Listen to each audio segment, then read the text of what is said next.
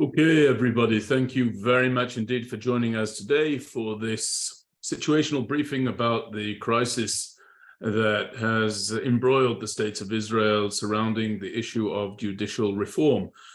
Whether you're listening live via this webinar or you are tuning in at JBS or you're listening to the podcast or the postcast or watching us on social media, we very much, as always, appreciate you giving your time and attention to a subject that certainly warrants that time, attention, focus, and dare I say, concern. And I want to thank my colleagues at the MirYam Institute for bringing this about so very swiftly, as always. And I'm delighted to introduce our two speakers to you today. We have Professor Freilich, who serves as an adjunct professor of political science at Columbia University, as well as Tel Aviv University. He's also a former deputy national security advisor in Israel and longtime senior fellow at Harvard's Belfer Center, and he has taught political science at Harvard, NYU, and Tel Aviv University. He is the author of Zion's Dilemmas: How Israel Makes National Security Policy, Israeli National Security, a New Strategy for an Era of Change, and Israel and the Cyber Threat: How the Startup Nation Became a Global Cyber Power, which is forthcoming, I believe, or has recently been published. He's also published numerous academic articles and over 200 op-eds and appears frequently on US, Israeli, and international TV and radio stations. And he is a recent addition to the sterling cast of characters and experts over at INSS in Tel Aviv. And we welcome here Chuck Freilich. Thank you very much for being with us. Chuck, I'll just introduce Yaakov. Yaakov Lappin is an Israel-based military affairs correspondent and analyst. He provides insight and analysis for a number of media outlets, including Jane's Defense Weekly, which is a leading global military affairs magazine. He does the same for JNS.org, a news agency with wide distribution among Jewish communities in the United States. In the past, Yaakov worked as the defense correspondent for the Jerusalem Post. He's also a research associate at the Begin Sadat Center for Strategic Studies at Bar-Ilan University, and a frequent guest commentator on international television news networks, including Sky News and I-24. Yaakov's the author of Virtual Caliphate: Exposing the Islamist State on the Internet. He holds a BA in Politics and Modern History from the University of Manchester and an MA in the History of International Relations from the London School of Economics. Thank you, Yaakov, for being with us as well. We appreciate the time of both of you. Welcome to this briefing. Thank you, Benjamin. Great to be on here. Likewise. So, Yaakov, I know you've got about 20 minutes to be with us. I'm going to monitor that clock pretty closely. And before I get to any other topic, I want both of you to weigh in. And then after you depart, Yaakov, we'll continue with you, Chuck. But I'd like you both to weigh in on something before we move to the topic of Yoav Gallant and the recent call by the Prime Minister to halt the judicial reform. I'd like you to be responsive to this question. Where were we heading in Israel absent a pause to the effort to overhaul the judicial system? What could we have expected to see in the coming days and weeks were it not for the pause that has now taken place? Yaakov, you first.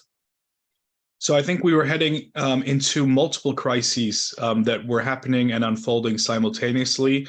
One would have been a constitutional crisis in which the Supreme Court would have very likely struck down this attempt at judicial reform, judicial overhaul.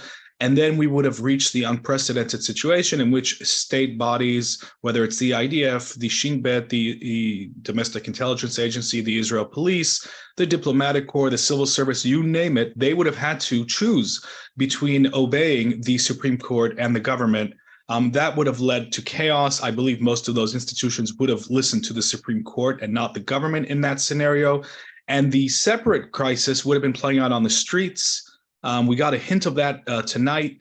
Large numbers of demonstrators from both camps in the streets, tensions unprecedented. The potential for street violence is certainly there.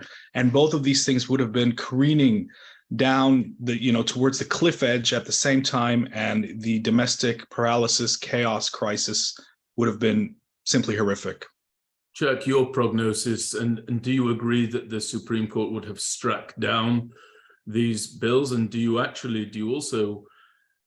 also tell us what would have the recourse of the government have been in the case that they had struck it down? Please add those aspects to your response, if you would. Well, yes. First of all, I agree with everything that Yaakov said. I think the court would have struck it down. I think that the Israel police, the Shin Bet, the IDF would have found themselves in a totally untenable position, a horrible situation in which they would have had no choice but to obey the law and obey the court. But that would have, of course, put them in conflict with the ministers that they report to, with the executive branch. And I don't even know how to describe it. That is simply a horror. I think as it was, and as it may still be, because what we have at the moment is just a temporary reprieve, but the Israeli defense establishment, the IDF and the intelligence services were on the verge of coming apart. Now, that is a remarkable statement that I never in my worst nightmares imagined that I could ever say. But in the course of three months, this government brought us to that point. And you can agree or disagree with the judicial reforms, but I don't think any one of us wanted that kind of outcome to be the price of this. Now, of course, there's a lot of controversy over the, it's not refusal to serve, it's not being willing to, in effect, reserve duty in Israel has in effect become volunteer for all practical purposes. Once you have the pilots, the most elite commando units, Sayelet Matkal and others, the cyber units, Israel's equivalent of the NSA, the 8200, and all sorts of other fancy intelligence units, all saying we're not willing to serve a government like this if it puts through this kind of reform. That's incredibly controversial. And I think we were all a bit dismayed by it. It also proved very effective in retrospect. But the idea here that we could be on the verge of, literally, I don't know if people abroad really fully appreciate this, the IDF coming abroad is coming apart. Coming apart, I'm sorry, is simply horrible. So look, I actually think that you've hit on something there that's of paramount importance for the purpose of this conversation. I'm here in Florida. I was in Israel last week, but I do not believe that people overseas understand just the level of tensions that are afoot in the state of Israel, the level of concern, the level of Israeli versus Israeli, and the absolutely unanticipated outcomes of the judicial reform, in my opinion. I don't believe that these outcomes were foreseen by the government. I don't believe they were foreseen by the coalition partners. And if they were foreseen by the coalition partners and still pursued, that's an indictment on those partners, in my judgment. But it's been a very, very difficult time. One who lives in Israel knows the atmosphere that I'm describing. We know it from wartime, right? When there is a major operation, defensive operation in the Gaza Strip or inside Lebanon, there's a pervasive cloud that descends upon the citizens of Israel writ large. And that same cloud was present during the course of this judicial debacle. Do you agree with that, Chuck? Yaakov, do you agree, disagree? I agree. Okay, thanks. I agree that there was a warlike atmosphere, all around. It was deeply disturbing because it came from an internal clash. It was deeply disturbing because it came at a time when external security threats are reaching a fever pitch. And I think, you touched on something very important. Was this predictable? Could this have been seen? I think that had Prime Minister Netanyahu and his coalition partners stopped for just one moment and listened to people like the defense minister, or should I say former defense minister, Yoav Gallant, who delivered exactly this warning on the desk of Netanyahu and was fired for it, was fired for telling the truth. I think, the signs were everywhere that we were heading for this kind of crisis. And it was ignored because it was not politically expedient to listen to these warnings. So, this is a real sort of messy intersection between politics and national security and strategy, but it's impossible to separate these things anymore. And the harm that has already been caused to Israel's resilience, to Israel's unity, to Israel's international standing, to its deterrence in the eyes of its enemies. All of these things will take a while to repair. I believe that they can be repaired, but it will take a long time. But, we don't have any guarantee that, by July, the next deadline that has been set, we won't be back at square one. And that's something that needs to continue to worry us, unfortunately. So, Chuck, I want to now turn to you to deal with the topic that we'd assigned for this conversation, which was the dismissal of Yoav Gallant, the recently minted defense minister and even more recently minted former defense minister. This past Saturday, while Prime Minister Netanyahu was on an official visit to the United Kingdom, Gallant took to the airwaves to express his view that though he supports the judicial reform, he also believes that it must be delayed due to what he called tangible dangers to Israeli security. To what dangers was Gallant referring? And as you answer that, just to put Gallant into context for everybody who's watching and listening, tell us about this man, Yoav Gallant. Tell us about his military background. Tell us about his political background. Well, he was a former IDF general who was actually supposed to be appointed. He was the appointee to become chief of staff. And at the last minute, due to what by today's standard would be considered an insignificant housing irregularity, lost the position at the last minute. But by the standards of the corruption that is simply rampant in Israel today, people would laugh at that. He's a hardliner. He is a man who has been totally loyal to Netanyahu until now. The irony of history is that he was fired yesterday for warning of the dangers, and I'll get to that in 1 second. And just all he said is, I support the reforms, let's just slow it down and do it more consensually. And 24 hours later, or not even, Netanyahu announces that that's exactly what he's doing. And this is another indication, by the way, about the rather questionable decision-making that's gone on in recent months. And let me just make two other quick points, and then I'll answer your question. One is, I don't think this is over. The reprieve is to July, but the battle is far from over. And the other point is actually getting towards your question about the national security dimensions here.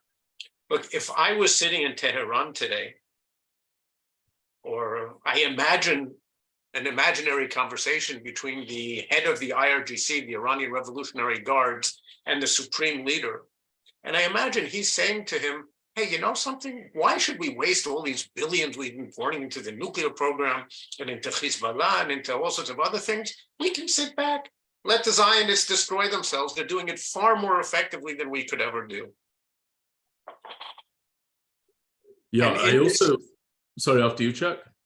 In this situation, what we see, there's a convergence of the different fronts, or the potential for them. The Iranians are very near the nuclear threshold. The American, the chairman of the Joint Chiefs just said last week, he came out with some ostensibly new information, which is that they're actually just months away from being able to weaponize. We thought that they still needed a year or two for that. Their support for Hezbollah is continuing, the entrenchment efforts in Syria, setting up ballistic missiles and deploying them in Iraq and Yemen. All of that is happening. Last week, Hezbollah launched an attack, that the kind of thing they haven't done in many, many years. Hamas may be gearing up for a new attack. All of this could converge into one conflict, an almost perfect storm from Israel's point of view, at a time when we're in a state of total internal disarray, and when our international standing, even in the United States, is very poor. So I'd like your thoughts on the following. Gallant made his announcement rendering his position as defense minister likely untenable. We now know that it was untenable. Yaakov, do you think that he would have done better to simply step down from the position, or was he seeking to achieve something by awaiting his own firing? I think he was acting as the warning messenger, and he came to the conclusion that if he did not issue this warning publicly, and he first tried to issue it privately, he saw that, he was basically being given the runaround and nothing was changing. So he said, okay, I'm going to issue this warning publicly because the situation is simply too serious not to bring it to the attention of the Israeli public. And the fact that he was dismissed for doing that, I think, is extremely severe. It's not something that we can forget so quickly, because it shows that there is some sort of problem with accepting the reality of Israel's current strategic and political situation. To dismiss Gallant for delivering a message, a warning message about Israel's national security, is to dismiss, in my book, reality. And that is a problem. That is a red warning sign, I think, about what may lie ahead. I therefore remain concerned about what comes next. And I think, to your question, was Gallant right to issue the warning before, and not just quitting? I think he was actually right to do what he did, because he came, with good faith from within the political system and government that he's a part of. And he can't be accused of doing anything other than acting at this junction to further the security and the interest of the country. So I think from his perspective, he definitely did the right thing. So I know you only have a couple of minutes remaining, Yaakov, and that's why I'm coming to you first about this chat. Yep. You and I will delve into this a little bit more extensively in a moment. But Yaakov, who's likely to replace Yoav Gallant? There's a lot of talk about Minister Avi Dichter doing so. He's a former head of the Shin Bet, Israel's internal security agency. And there's also some talk, though not quite as loud and quite as prominent, of Nir Barkat filling that position. What do you think? Look, it's honestly anyone's guess, because the decision making is so abrupt and chaotic at the moment. It really could be any one of the people that you mentioned or somebody else. But while we're on the topic of last minute decisions and security, I will also throw this into the mix. There's another potential landmine that has been planted in this last minute reprieve that we're in, and that is Netanyahu's promise to National Security Minister Itamar Ben-Gvir, not only to form a National Guard, which is absolutely a good, and vital thing to do, and something that police chiefs have been calling for years, but to place that guard under the direct command of Itamar Ben-Gvir, which is something that no police chief, current or former, is in favor of. We even have, here at the MirYam Institute, the former Deputy Police Commissioner, Alon Levavi, who is one of the top experts on the need to form a National Guard and how it should look like. And he has explained in great detail about why it actually has to be under the command of the police, because if it's under the command of somebody else, it's going to be extremely chaotic in a country as small as Israel to have multiple chains of command. And yet we see the sort of marketplace of promises and, attempts to do anything to keep, the coalition intact. So that's another, thing that I'm just pointing at. It's going to pop up, I think, in the coming months. And as far as who's going to be defense minister, Benjamin, your guess is as good as mine. So you're going to do a hit and run on us, Yaakov. You're just going to throw unfortunately that and depart for your next appointment. Well, I appreciate the context you've brought, and I'll continue the conversation with Chuck. Thank you very, very much, Chuck. Let me just say, good seeing you, Yaakov. You likewise. Likewise. Great. Absolutely. Thank you. So, Chuck, let me carry on with that. Yaakov said that our guess is as good as anybody's on this issue.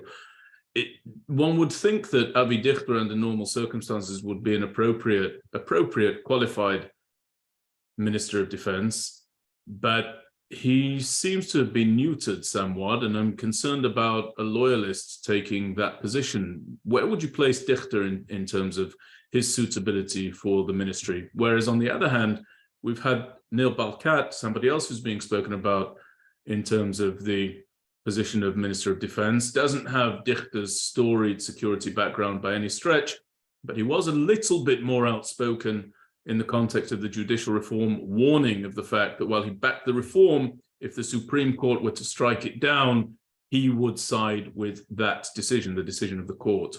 Where do you see this going, and who do you feel is a suitable candidate? Well, unfortunately, none of the above. Look, I think Avi Dichter is a guy. There's a TV series on in Israel about Sayeret Matkal, which is the #1 elite commando unit, a truly storied commando unit. And they speak of him there as being an absolutely fearless fighter, maybe the best ever in Sayeret Matkal. And you take that, and he was the head of the Shin Bet. That's a substantial position in life. And you compare that with his role in the political arena, which is, to say, somewhat lacking in spine would be, I think, a great compliment to him. I would not like to see him become defense minister. That's a position where you have to be able to take firm positions, including speaking truth to the power, in this case, the prime minister, or whichever prime minister. Gallant has no experience in the field. You don't necessarily have to be a former general or chief of Shin Bet, whatever. I don't think in Israel you can afford to have learning on the job. You at least have to have considerable experience in the civilian world. Had he been a longtime member of the Knesset Defense Affairs Committee, that might have also been okay. But he really brings very little experience in this field with him. And he also, yes, he spoke out a little bit, but one of the problems with pretty much everybody in the Likud is that anyone who's ever spoken out against Netanyahu, or even just taken a slightly independent position, has rapidly found themselves on the sidelines. And so you see people, maybe understandably, but not totally admirably, in recent years, you called it neutered. Yeah. So pretty much of all of them. Let's talk a little bit about the period that was between the sacking of Gallant and the call of Prime Minister Netanyahu just an hour, 2 hours ago to halt the judicial reform. So I want you to add some color to what Yaakov said. What were the steps? What were the steps and what were the events that led to the Prime Minister's decision to halt the reforms? I want to reiterate, here we had Minister of Defense Yoav Gallant coming out and warning about the imminent threats and dangers and asking to pause the judicial reform, even as he expressed his support for it. He was dismissed for that. And the Prime Minister today has said almost precisely the same thing and remains in situ, obviously. What were the events that took place in Israel that precipitated that decision by Prime Minister Netanyahu? Well, it's quite remarkable. Within maybe an hour of the announcement last night, there were initially tens, and within at least a couple of hours, hundreds of thousands of people. Some of the estimates are 500,000-600,000 people on the streets of Israel protesting this. Now, for our American viewers, multiply that by 40 to put that in American terms. So maybe 20 million people. The US has never had a demonstration that begins to compare. This hit a nerve. I mean, there is, in a country where slaying holy cows is something of a tradition, just going back a few thousand years, maybe the only holy cow that was left in Israel is security. And left or right, it doesn't matter. Everyone in Israel takes security seriously. And here, the great Israeli center, the silent majority of Israelis, they're more on the center left, but it's far from restricted to them, took to the streets to say, no, you cannot fire a defense minister for speaking his mind and actually supporting you, but just saying, hey, wait a minute, there are dangers, slow down. It started with that. There were meetings between the prime minister and the various coalition leaders all night. And by early morning, the Histadrut, the Federation of Trade Unions, which today is actually a mostly Likud-based union, declared, together with not all, but most of the representative associations of the various employers' organizations, declared a national strike. And the country started shutting down. The airport was shut down. Most big companies were shut down or were shutting down. The health system was put on emergency footing. And take that, add to that the ongoing demonstrations, add to that the avalanche of condemnations from within the former defense establishment. People had been in the defense establishment and who can come out publicly, and strong opposition from the IDF and I believe the intel agencies. And it reached a situation which Netanyahu understood was untenable.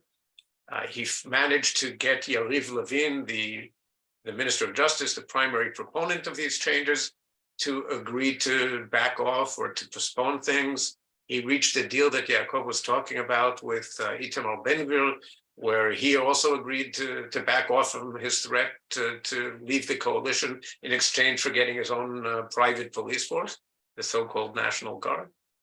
And Bibi was forced. I mean, I think he looks, he comes off looking very poor here, because why did he have to fire Gallant last night and do exactly what he was suggesting 24 hours later? So let's talk about this. Where does Israel go from here, Chuck? We're seeing member of Knesset Gantz, formerly a defense minister, formerly a chief of staff of the IDF, calling for talks with the prime minister about judicial reform. He's saying that he wants to convene those talks at the offices of the president of the state of Israel, Isaac Herzog. Do you think that Gantz might be about to join this coalition? Could Gantz potentially provide Bibi with a pathway away from his current coalition partners? Well, first of all, he's not the only one. Yair Lapid, the head of the Yesh Atid party, which is today the second largest party, and well, the polls put Gantz in third place. I think he's fourth at the moment. He also came out with virtually the same statement. They clearly coordinated what they were going to say. I think the President Herzog played this widely. He presented his proposals. When they were ostensibly rejected, he said, yeah, okay, I know in the end people will come back to this. And since it's the only game in town at the moment, that it looks like that's what the basis for talks will be. I have a hard time believing that it will really work. I don't think it's going to satisfy the opposition here. Even if Gantz and Lapid want to cut a deal on that basis, I don't think it's going to suffice. It will reduce the level of opposition. I think they've lost control over this. What Netanyahu and his partners succeeded in doing in recent months is awakening a huge groundswell of opposition from what was a largely quiescent Israeli public. If you look at the people who are demonstrating today, it used to be people 60s and up, 50s and up. Today, the young people out there in droves, and they're protesting. It's not just about the judicial reforms anymore. It's about the fact that the ultra-Orthodox population doesn't have to serve in the military. It's about the fact that they're the ones who are bearing the defense burden. It's about all sorts of other forms of religious coercion. It's about the settlements. It's about foreign policy in general. It's about the emerging crisis in relations with the United States. It's about a whole bunch of things. So I don't think it's going to end with this. And as we've been saying so far, this is in a period where Israel faces some really daunting national security challenges.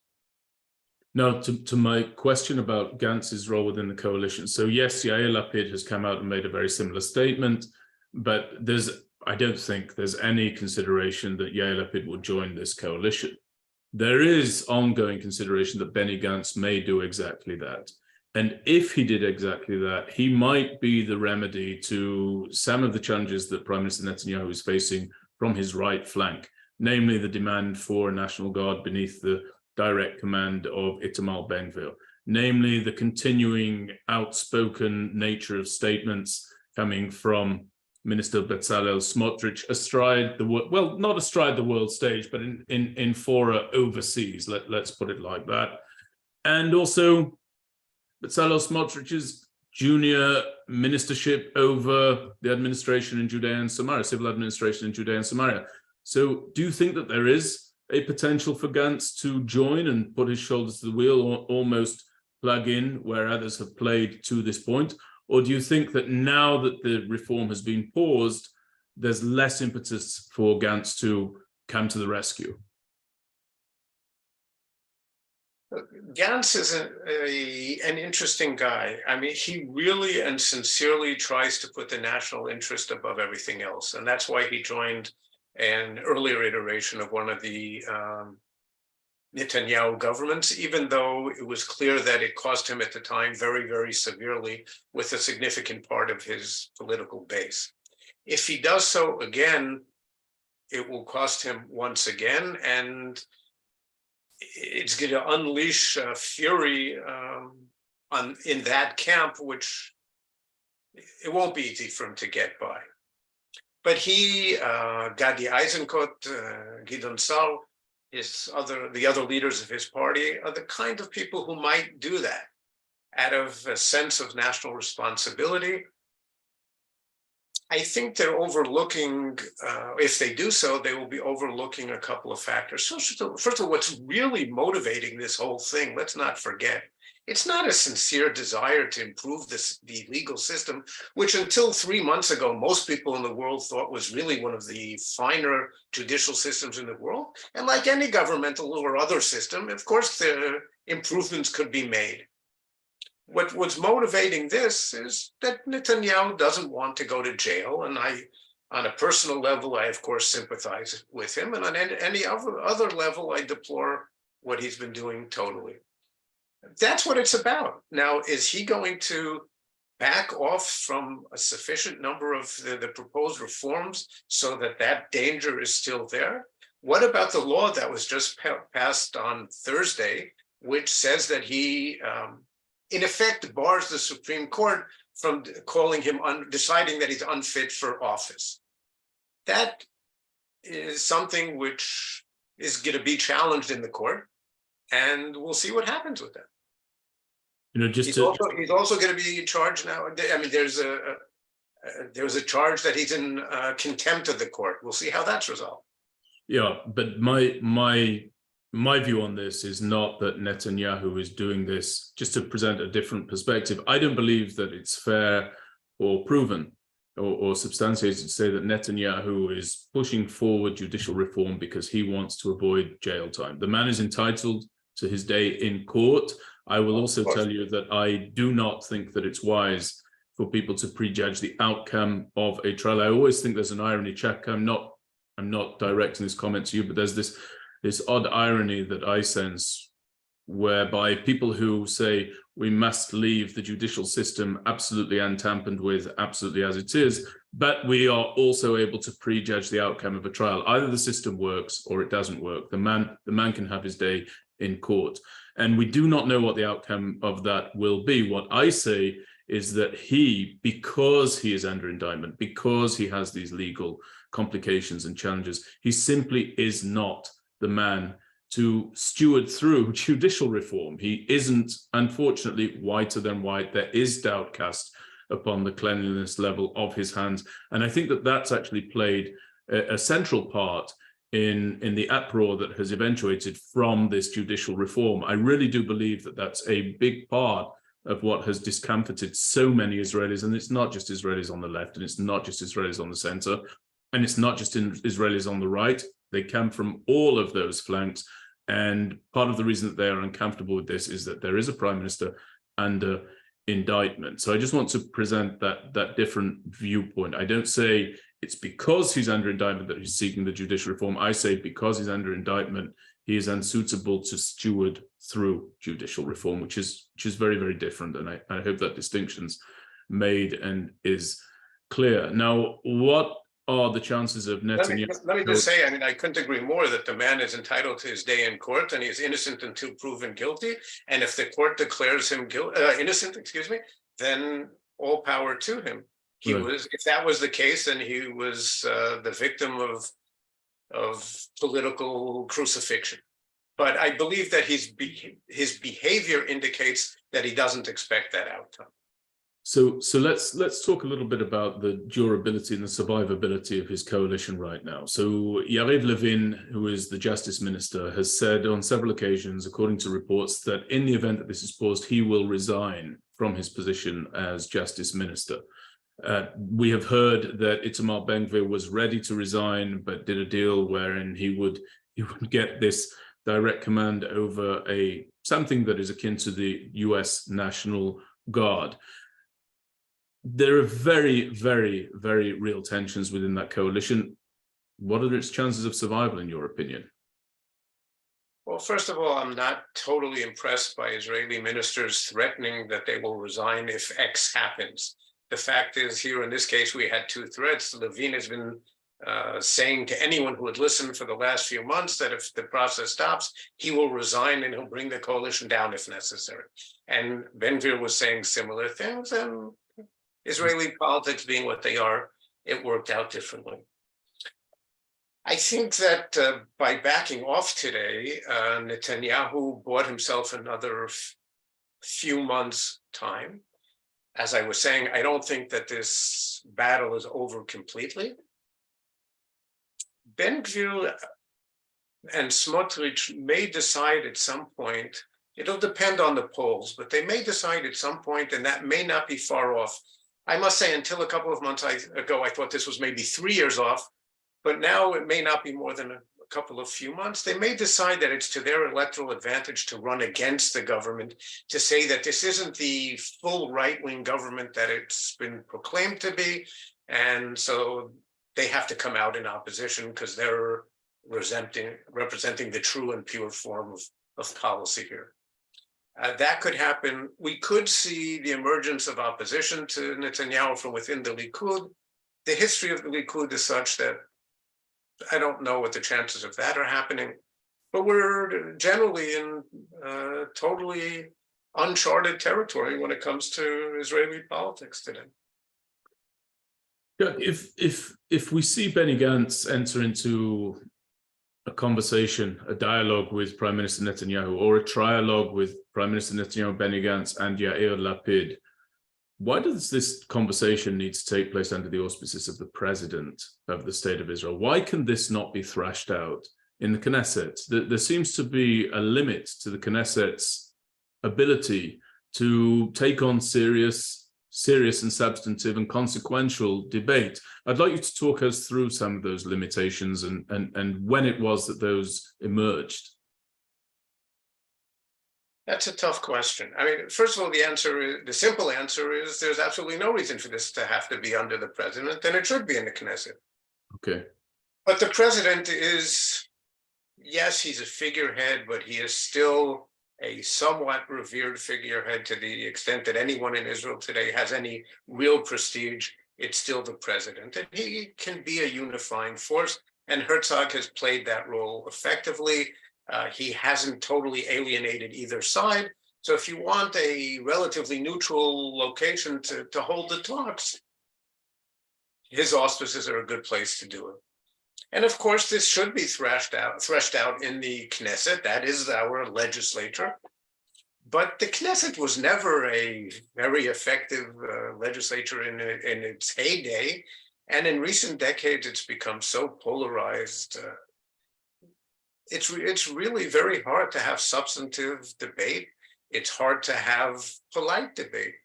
Anyone who's had the dubious pleasure of watching the meetings of the Knesset Judiciary Committee in recent weeks, the committee that's been dealing with all of this reform, it's a circus. It is screaming and shouting. That used to be the case primarily in the Knesset plenum. It's now in the committees. People can't talk to each other rationally, calmly anymore. So the president can help with that. Well, I actually don't think that the president is able to play that role. I think that that insufficient time has elapsed from when the president was the opponent of Benjamin Netanyahu at the helm of the Labour Party. I don't think that anybody really views him as a neutral arbiter here at all, a neutral broker. And I think that's part of the reason that Netanyahu dismissed his proposal within 15 minutes of receiving it, not necessarily because it was a bad proposal, but because it's not tenable for the prime minister or coming from the Likud to say, here's a proposal from someone who we well remember was the head of Avodah, of the Labour Party, a direct political opponent of mine, and he's got the solution and he's got the idea. I don't think he could have sold that to his base. I don't think he could have sold that to his coalition partners, and I don't think he could have sold that to the voters on the right flank altogether. So I think this actually really does have to be thrashed out in the Knesset. But I do second your sentiment. It does seem to be a pretty unruly place each and every time that I look at it and watch it and look at the debates is a generous description, that the conversations and that are taking place there. Let me ask you something else. I just want to hit 2 points before our time is up. One of the things that's really alarmed me here I actually wrote a piece that I put out prior to the announcement of Prime Minister Netanyahu to delay this reform, and I called for him to do that. And I've received feedback about it. I've received emails about it. One of the things that's been reiterated in the feedback that I've received is that I have sided with the anarchists. I've sided with lawlessness. I've sided with those with no respect for the democratic process. People have said and have stated in their feedback to me, some of them, that I'm not a man of the right, that I'm not somebody who can be considered a man of the right, that I've essentially turned my face. And I'm not worried about that, not at all, because part of what I know to be the case is that people who do not live in the state of Israel, people who do not serve in the defense forces of the state of Israel, people who don't send their children to serve in the defense forces of the state of Israel, they oftentimes fail to understand just the white-hot nature of the domestic environment in times of strife and of struggle. And too broadly do they seek to paint one camp or the other camp, and they do so erroneously. Now, I'm somebody who arrived to my service in the Israel Defense Forces as a religious Jew coming from the right politically, and I had the privilege of serving next to some of the bravest, most capable soldiers that anyone could hope to serve alongside, and being commanded by some of the bravest, most capable officers that anybody could hope to serve under. And down to almost a man, they were leftists. They were leftists and they identified as leftists, and they still identify as leftists. And I won't have them being called anarchists, and I won't have them being called traitors, and I won't have them being called lawless, not because I'm turning my face away from the right, which is where I am, but because I'm turning my face toward my experience with these people, with these individuals. I'm alive today in no small part as a consequence of the courage of these people. That's one point that I want you to respond to. The other point I want you to respond to is the fact that this was by no means left-wing individuals coming out to fight the right. Those who came out to make their case, they came from the right, they came from the center, and they certainly came from the left. But as I said earlier, all of them were present. How would you express just the unease that one could feel in Israel as these protests, as this opposition climbed and climbed and climbed and climbed? What's your thought there? Well, first of all, I don't know if you saw, but just a few minutes before the webinar began, I posted your piece on my Twitter, Facebook, and LinkedIn accounts. No, I didn't. And I said that it was a remarkably eloquent and erudite piece by someone with whom I don't always agree completely on policy, but with whom I share a very deep love and commitment to the state of Israel. Thank you, Chair. And I mean that sincerely. I also think that what you're describing is unfortunately what I was talking about before in the Knesset, which is that too many of us can no longer conduct a rational, polite discussion with people with whom we disagree. I think, by the way, and if I'm paying a compliment to you and Rosita Pnini, your co-chair with the MirYam Institute, then I mean this as well. One of the things that the Institute exemplifies is the fact that we can hold substantive, fact-based dialogue even when we disagree on issues. Now, I don't know what the whole left-right business means anymore. I think it's an outdated term. If wanting an overwhelming Jewish majority in the state of Israel and the democratic Israel makes me a leftist, so be it. If the fact that I thought that the JCPOA, the nuclear deal, was the best of the bad options we faced at the time and probably still face, but not for much longer, if that makes me a leftist, fine. These terms are meaningless. If I also think, by the way, that when the crunch comes, when we've used up all other alternatives, we have to launch a military attack, does that make me a right-winger? One of the things about Israel, and this gets to the second part of your question, there isn't really a fundamental difference between left and right on most issues. We don't have a socioeconomic left and a socioeconomic right. The Israeli right would be considered social democratic in much of Europe. And with the exception of the Palestinian issue, and even there, when you parse it, the areas of disagreement are much narrower than people think. I don't know anybody on the right who, well, except for the fringes, who thinks that we shouldn't be a democracy, or anyone on the left who, except for the fringes, who doesn't want a predominantly Jewish state. The overwhelming majority of Israelis agree on that. We have a disagreement about how to preserve it, and part of that disagreement is fundamental. It's the future of the West Bank, Judea and Samaria, whichever term you prefer. There are serious differences there, but on most issues, there isn't such a big difference between us. And yes, you served with people on the left, I served with people on the right, and we all served together, for the most part, quite happily. I think when the demonstrations began, they probably were mostly on the center left. But that changed pretty rapidly when people started understanding that this isn't really a matter of judicial reform. It's, to a certain extent, changing Israel's system of government. I think that those who claim that Israel will become a dictatorship have overstated it. That's not the case. Mm-hmm. But in a liberal democracy, yes, that's a real danger. Who could have ever thought in a few weeks it's Yom Ha'atzmaut, it's Independence Day, our 75th year, we should be celebrating Israel's phenomenal achievements.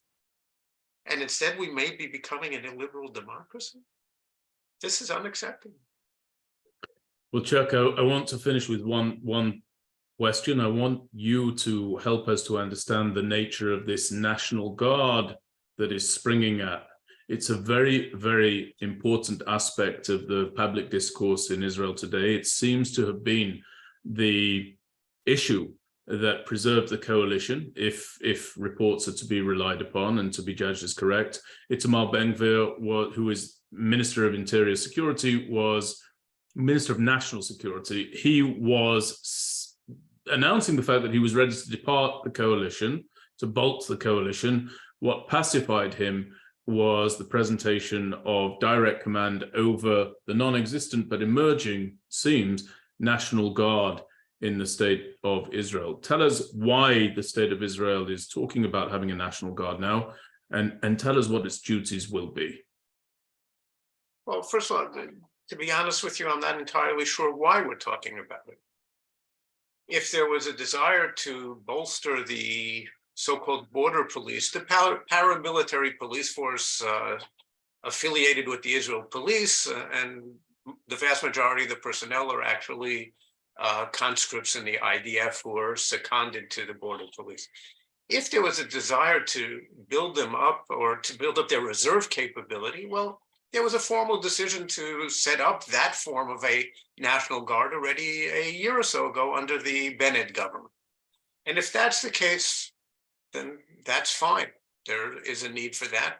We used to have what was called Haga, the Civil Guard. It became something of a joke over the years. It's just the old fogies.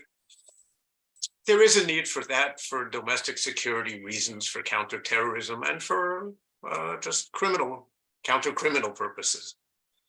This is a sop to Ben-Gvir. It was the price of paying him off. And it's another case of, look, I mean, every prime minister has made... Wait, finish that thought, Chuck. It's another case of what? Finish that. Of buying him off and for coalition purposes. And I was switching tack for a second just to say, look, Netanyahu isn't the first prime minister to do that type of thing and to make some pretty serious, I would say even egregious coalition compromises. Okay, he's far from the first. No prime minister has done what he did in the recent coalition negotiations, which is to dismantle entire government bureaucracies. Yeah, some of it in the past, yes, on repeated occasions, but the wholesale dismantlement, bringing Smotrich in as some sort of sub-minister within the Ministry of Defense, I mean, that doesn't work. That breaks the chain of command. Now giving Ben-Gvir what will be a private police force under his sole command, is breaking the chain of command in the police. It's breaking the chain of command with the IDF. It gives a guy who is a convicted terrorist, a guy who's been convicted 8 times, one for terrorism, another time for inciting violence or racism, more correctly.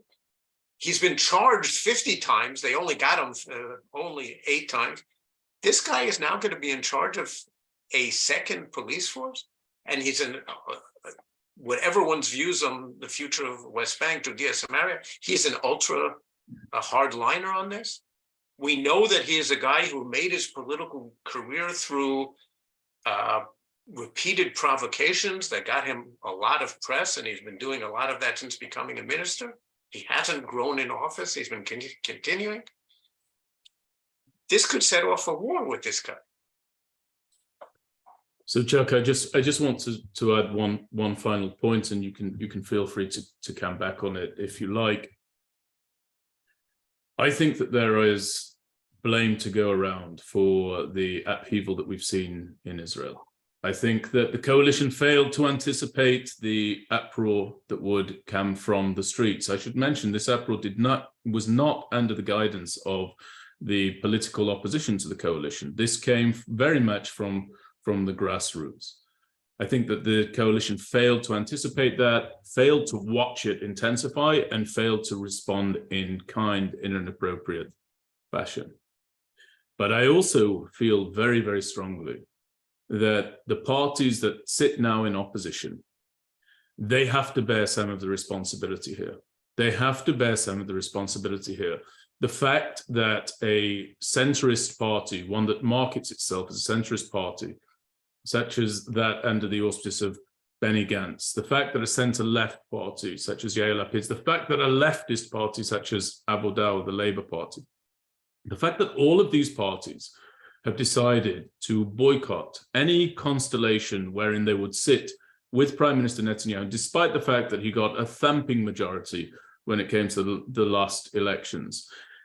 Any party that would do that knows that they are creating a vacuum. And into that vacuum, and they know it, Chuck, they know that they're creating this vacuum. They're almost manufacturing the vacuum in a passive come active manner by boycotting Netanyahu. Now, into that vacuum have stepped these other parties such as that under the leadership of Bezalel Smotrich and Itamar Ben-Gvir. And the fact of the matter is, I'm not sure that Prime Minister Netanyahu can corral them.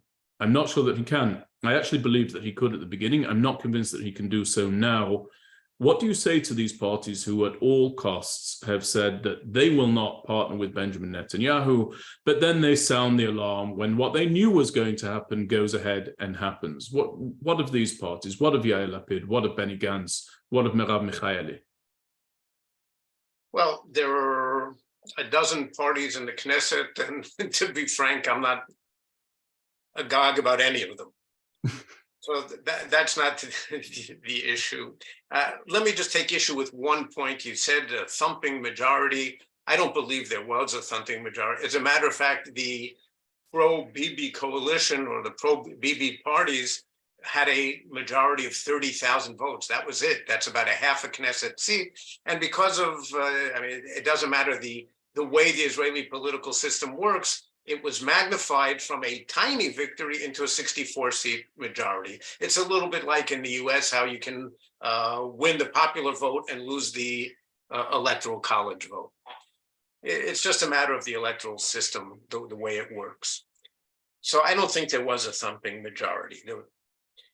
Now, you said that they've boycotted him, and that is certainly problematic. But at the same time, look, we're talking about a prime minister who's under 3 serious indictments: corruption, malfeasance. Now, he is innocent until proven guilty. But we've never had a prime minister in that situation. Israeli law bars ministers who are under indictment from serving.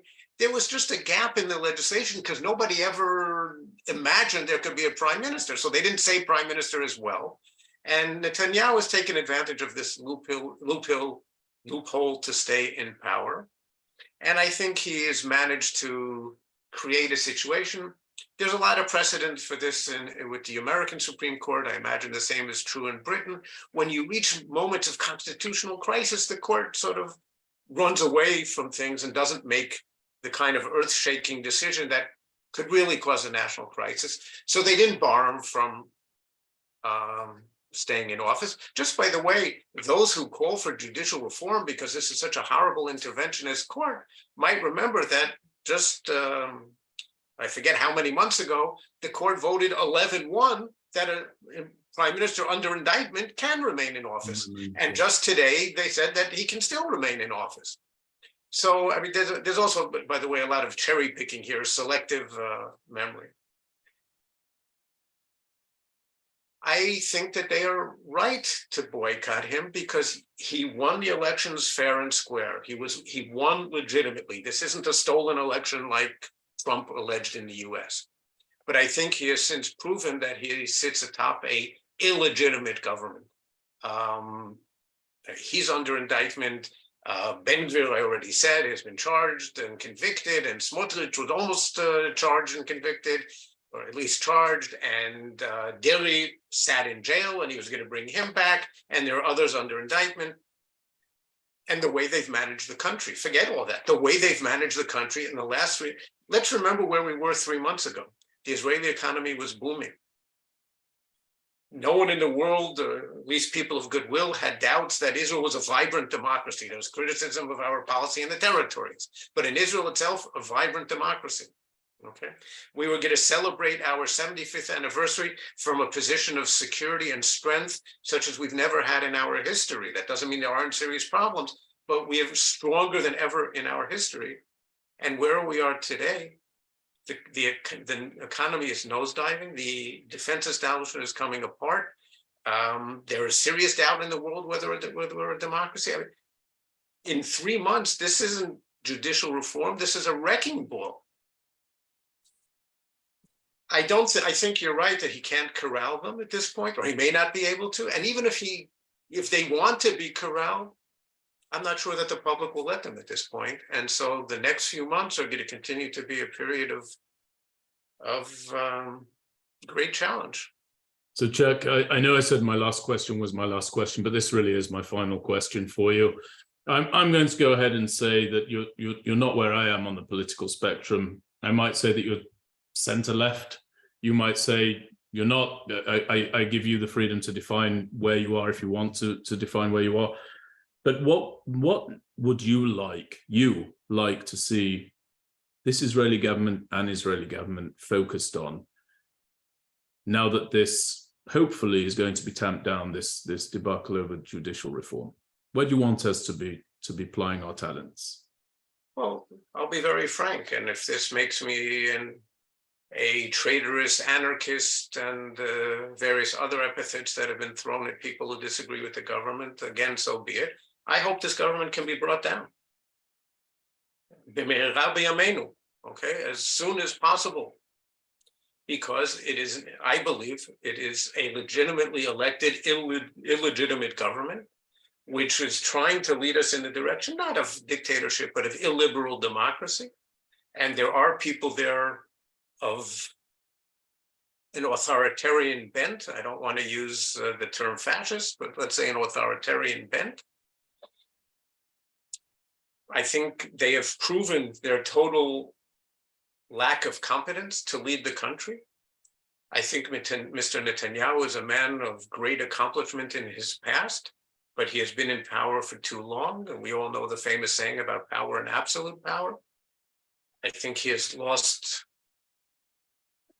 his sense of judgment. I don't want to say his connection to reality, but he has lost his sense of judgment, his ability. The man is a storied politician with really a past master, few comparisons in the world, with the ability to judge political trends and strategic trends.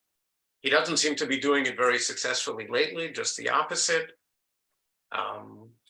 It is time for him to step aside and let a new generation of leaders emerge from Likud, from wherever it happens.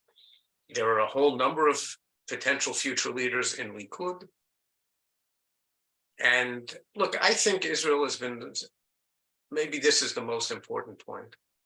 I think Israel has delayed dealing with critical issues for a very, very long time because we had the security threat, the overarching security threat. We've now enjoyed actually a couple of decades in which there's been terrorism, which is always a horror. Hasn't been that much for most of the last, since 2005. We've enjoyed, by Israeli standards, a period of relative security and of prosperity.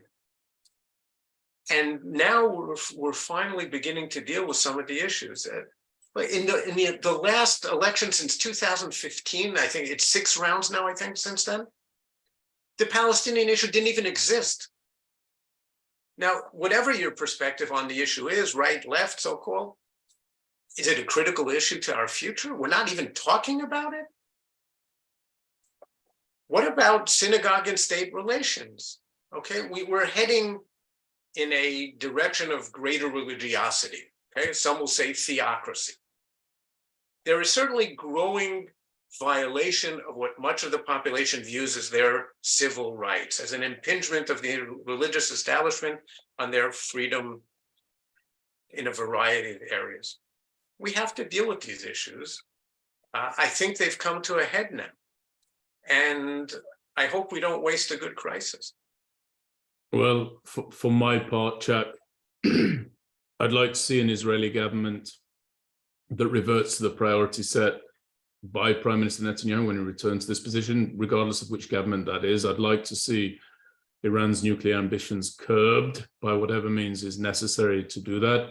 I'd like to see the Israeli government broaden the circle of peace to include the Saudis. I don't know how realistic that is, but I'd like to see them have a good go at it. And in order to do that, we need stability domestically. We cannot have these scenes of chaos and confrontation within Israel. I'd really like to see an Israeli government that brings down actually the idea of a two-state solution. I'd like to see them put forward another solution to the ongoing Israeli conflict with the Palestinian Arabs that does not encompass the ceding of any land from the state of Israel to the Palestinian Arabs, because I don't think that will be sensible. That does not include the partition of Jerusalem under any circumstances, by the way.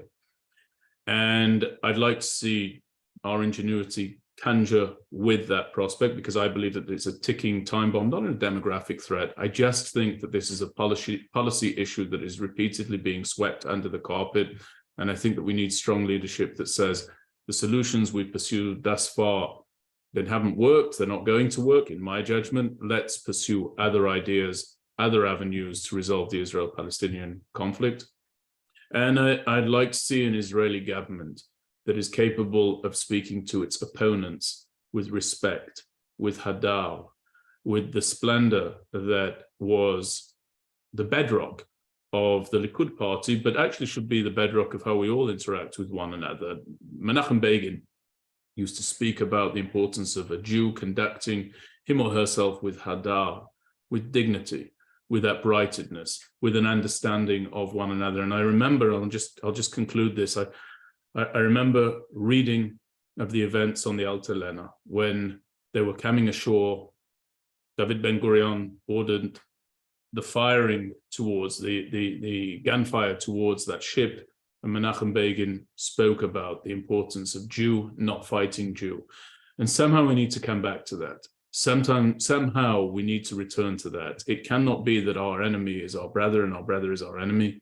It has to be that our brother is the raft that will deliver us to the banks and shores of our collective safety, prosperity, and future as a nation and as a people. And that would be my hope. Hold on to what we've got, give away nothing, and aspire towards a more peaceful and prosperous future for the Jewish people. And after we've done that domestically in Israel, let's crack on and bridge the gap that's emerging between Israeli Jews and diaspora Jews. That might take a little bit longer, but we can get there. Chuck, I want to thank you so very much for being with me. As always, I learn from you and I enjoy hearing from you. Thank you to our audience for being with us. Thank you to Rosita Panini co-founder at the MirYam Institute, and to Alan Langer, our international coordinator. And let's hope that there are quieter days ahead so that we can focus on the bigger tasks at hand.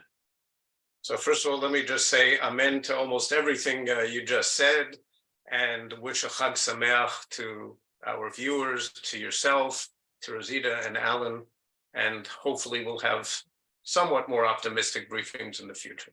I look forward to it. Thanks, Chuck. Take care.